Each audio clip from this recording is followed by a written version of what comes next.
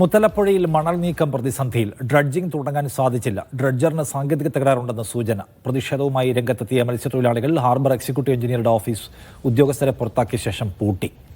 ഷിജോ കുര്യൻ വിവരങ്ങളുമായി തിരുവനന്തപുരത്ത്. ഷിജോ, എന്താണ് സംഭവിക്കുന്നത് അവിടെ?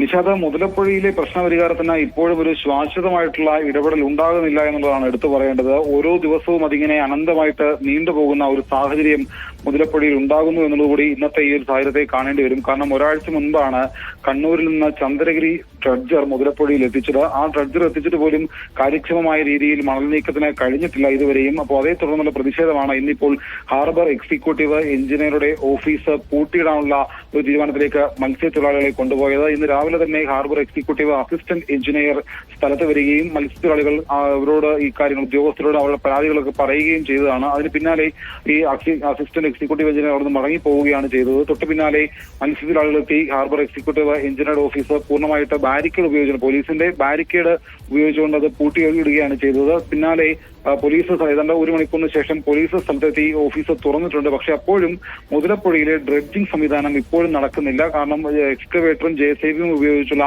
മണൽ നീക്കം മാത്രമാണ് സമാന്തരമായി നടക്കുന്നത്. പക്ഷേ ഡ്രഡ്ജർ ഉപയോഗിച്ചുള്ള മണൽ നീക്കം ഇതുവരെയും തുടങ്ങാൻ കഴിഞ്ഞിട്ടില്ല. അതാണ് പ്രതിഷേധത്തിന് കാരണം. നിഷാദ്.